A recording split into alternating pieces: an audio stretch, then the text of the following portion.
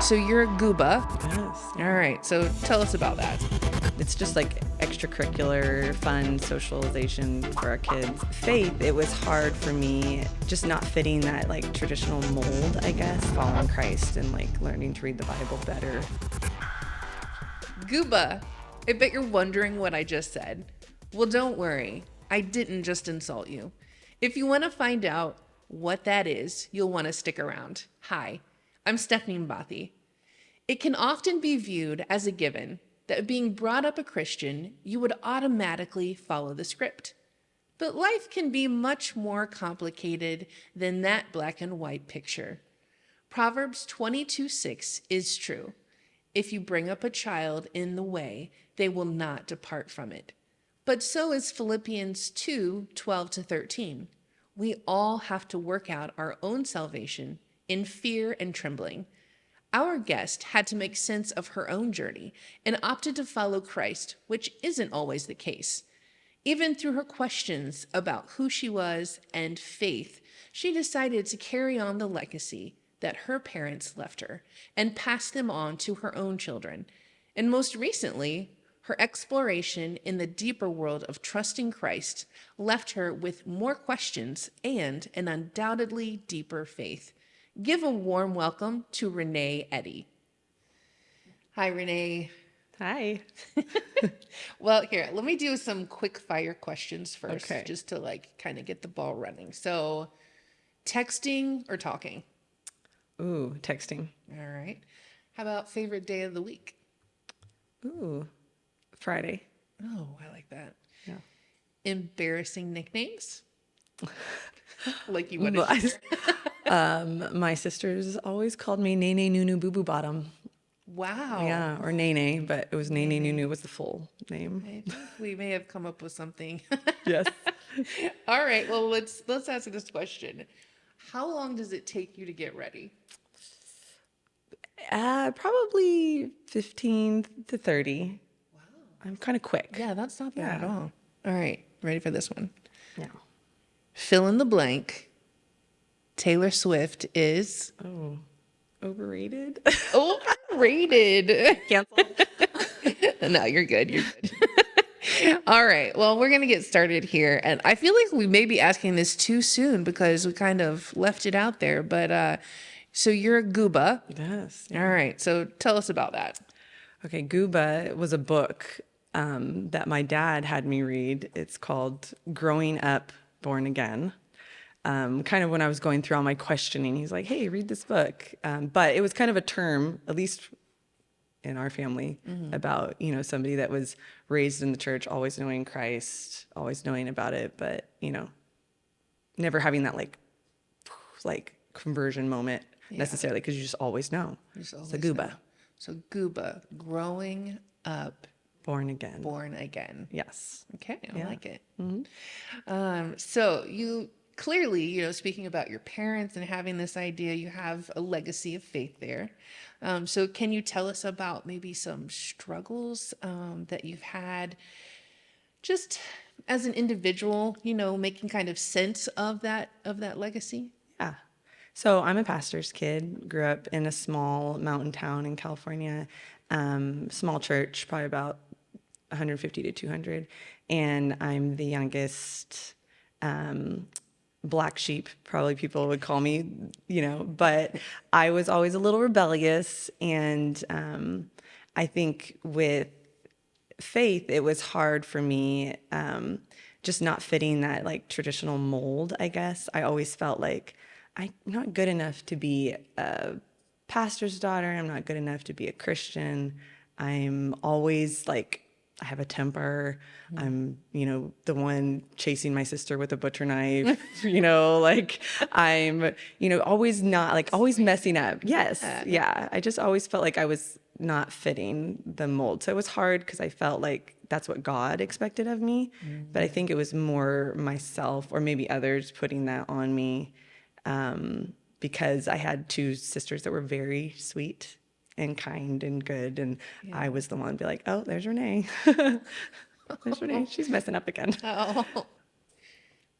Okay, so let me jump in. You attended an event called Acquire the Fire as a teenager. Was pretty some impactful moments for you. Right. Can you share about that? Yeah, I think that, leading up to that, like it was my freshman year of high school.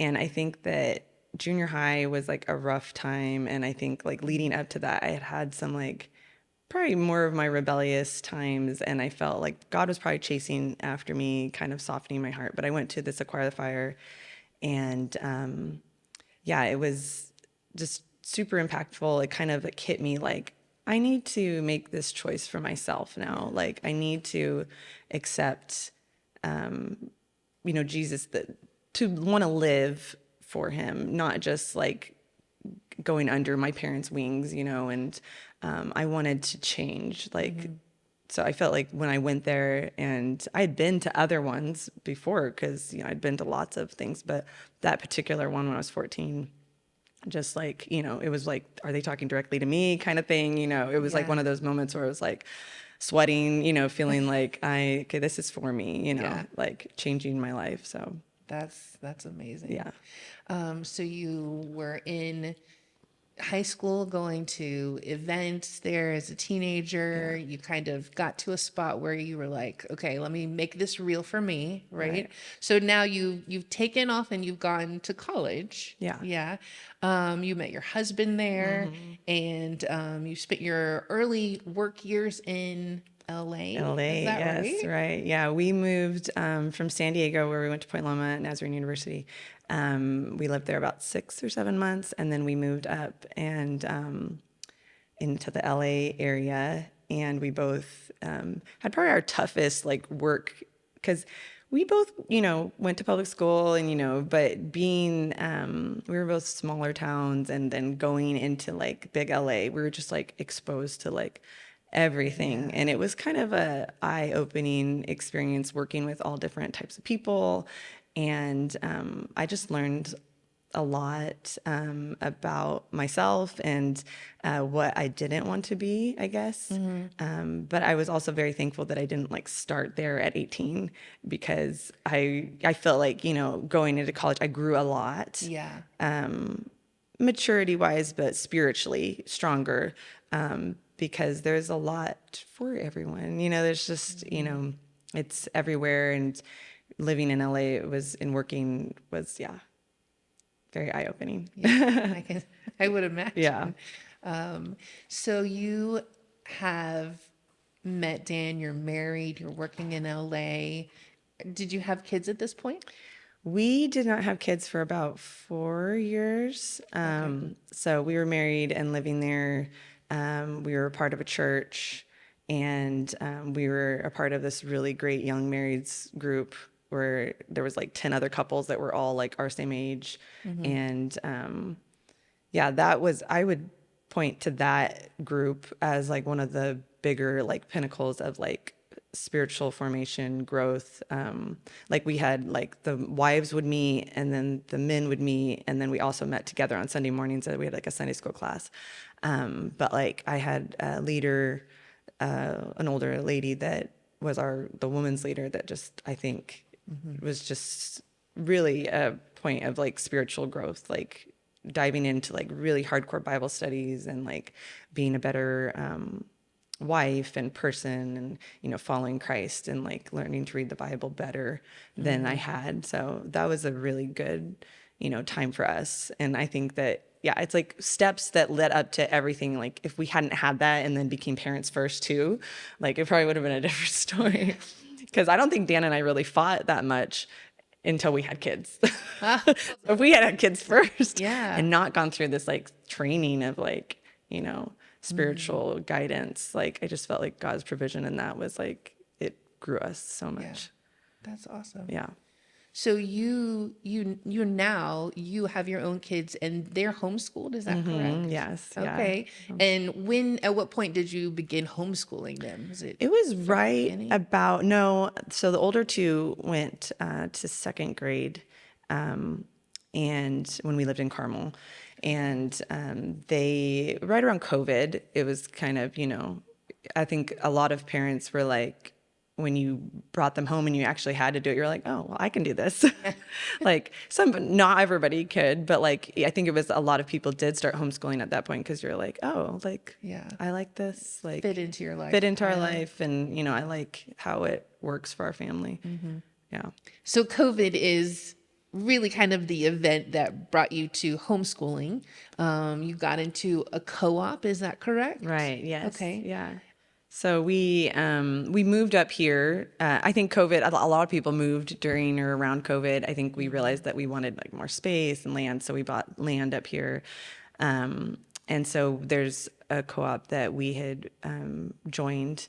It's just like extracurricular, fun socialization for our kids once a week, and it's just like a lot of moms that are in similar, you know, boats. A lot. It was actually formed. That co-op was formed during COVID.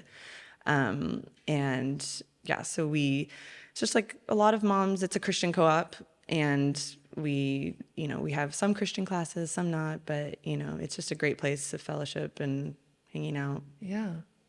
Okay, so tell us more about the families that come to the co-op. Right. So, I mean, it's a wide variety. I think that people, all different types of people homeschool. They don't all homeschool for the same reason. Sometimes it's scheduling. Sometimes it's, you know, religious beliefs. Sometimes it's, you know, fear, a lot of, you know, fear. And there's just, there's all different types of people. So we all kind of come together, but we all have one goal, and that's like our children's education. So we have, you know, really hardcore Christians at our thing. We have, you know, non-believers. We have kind of middle of the line. It's just a very wide variety of people, even though it's the organization of the co-op is Christian based. Gotcha. It attracts all different people because it is the, you know, focus is educating our children with our, you know, what we want to do.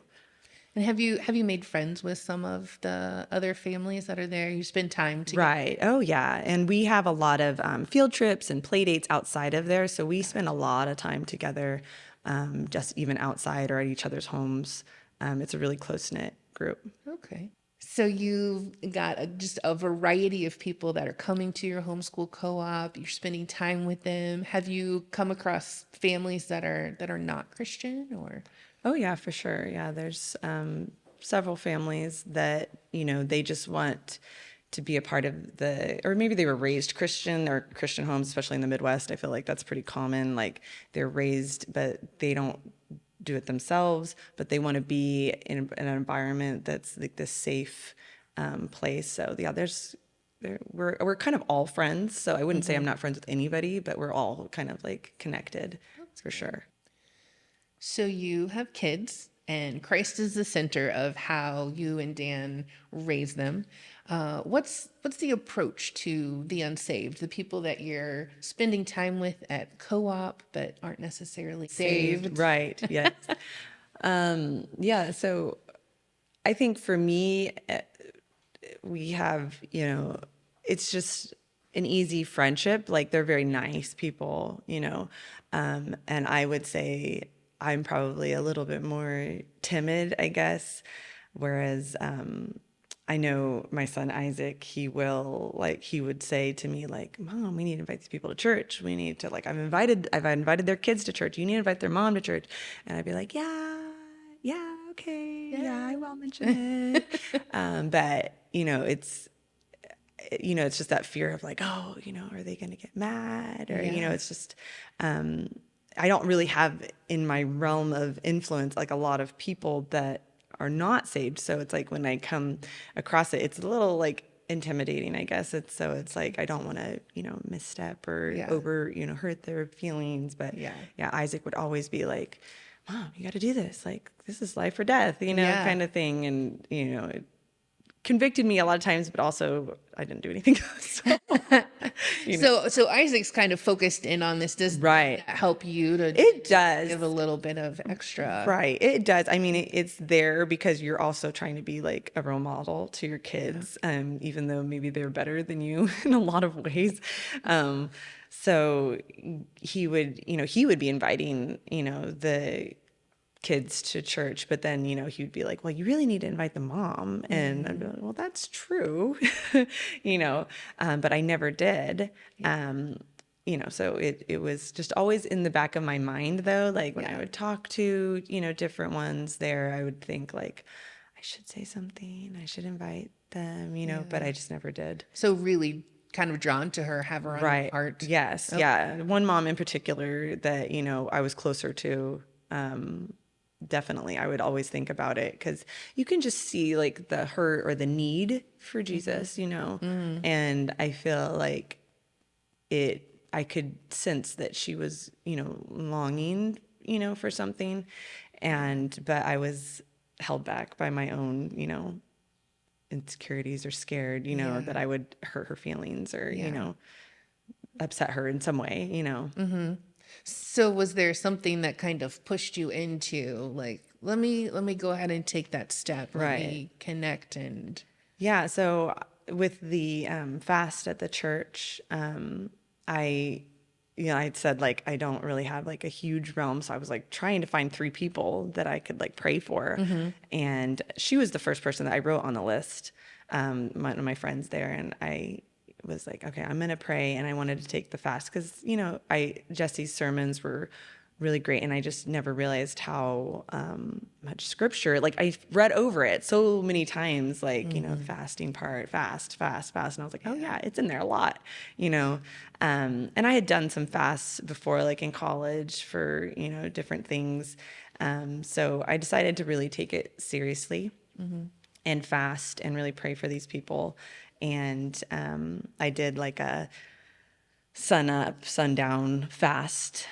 So I would wake up super early before the kids and Dan, and I would make this like big breakfast, which I don't usually eat. And I would, I got a journal, which I don't journal. I don't like journaling. So I bought a journal. Big changes. Yes, big change. I wanted to like take it seriously, like I wanted to actually like do it. And so it was a good like probably hour and a half that I would have in the mornings to pray for these people. And I would write out my prayers and try to focus on each kind of person individually, but just write out what I was thinking, what was on my heart about them, and like trying to like ask God for guidance. And I even said like in a lot of my prayers, because a lot of the people were not here, don't live here, but I would just say like, if it's not me personally, like put somebody in their life that will, do it, we'll be there, we'll, draw them to you. So did you have that expectation of, okay, I'm fasting, like I'm putting my whole self into this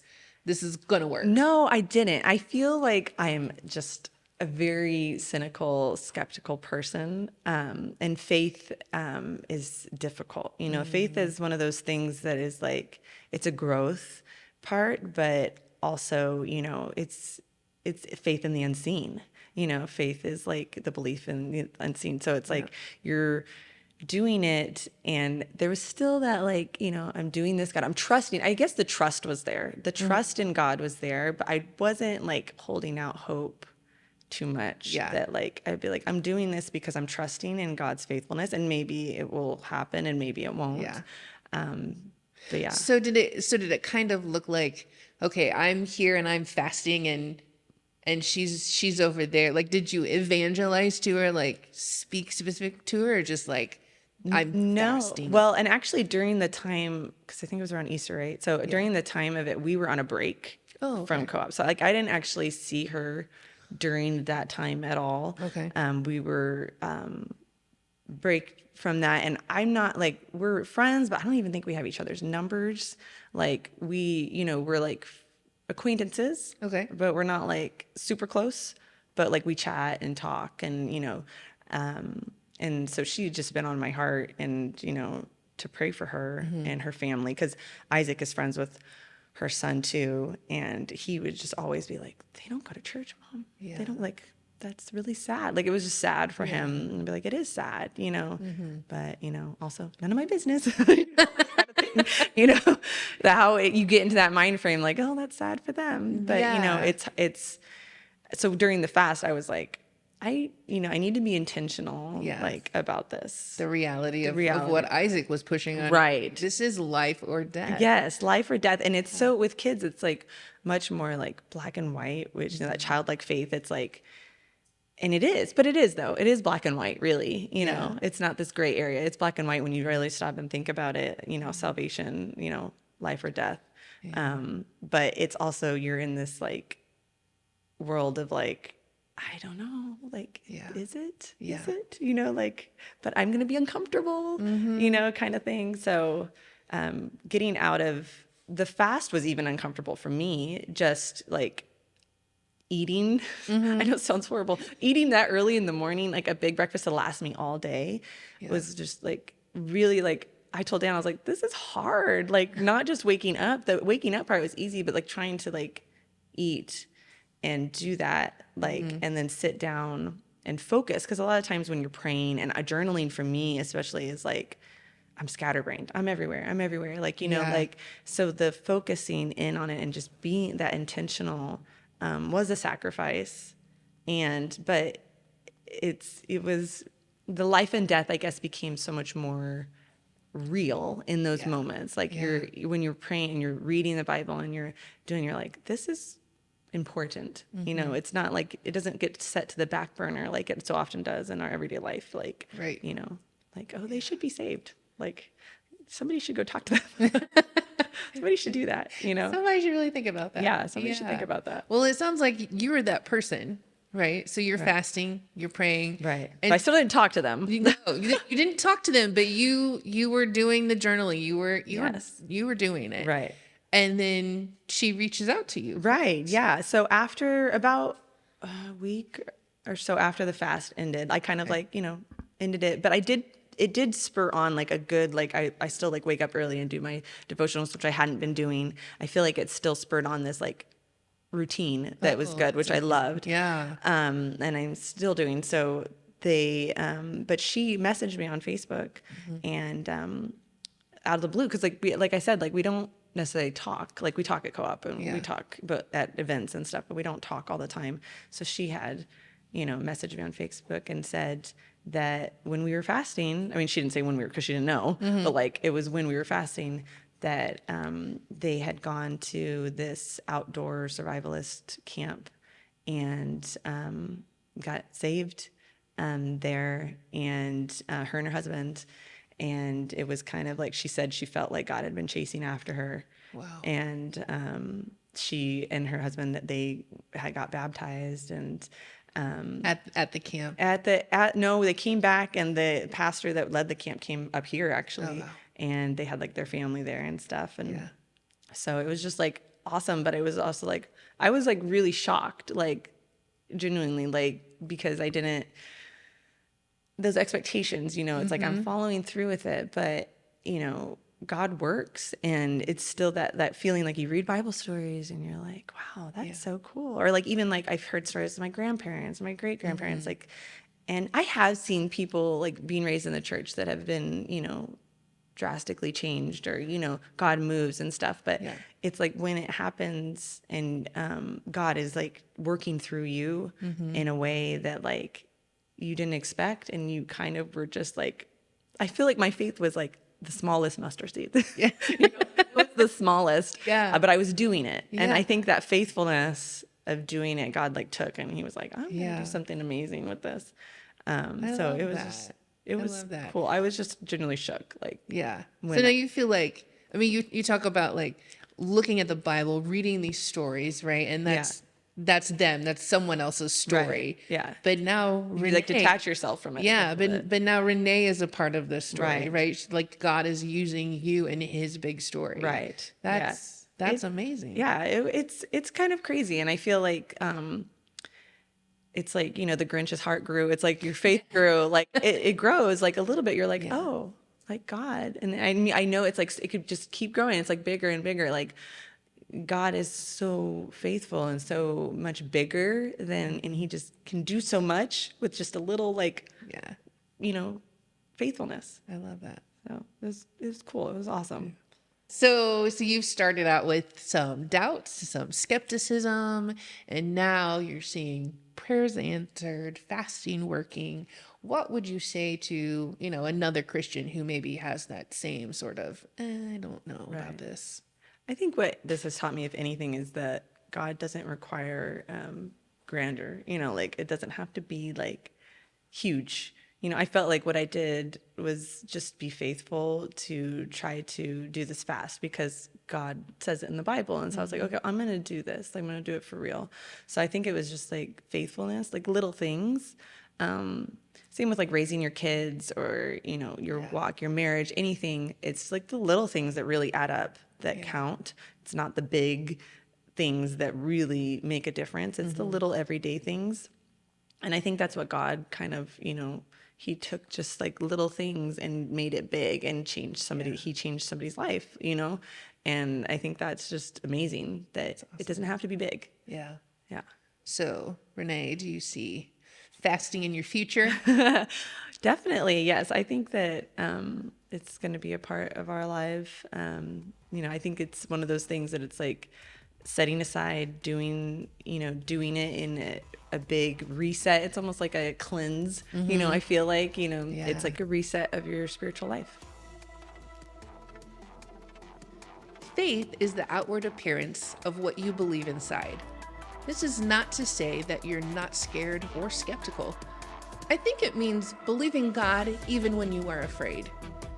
Just read the Psalms and you'll see proof of that time and again.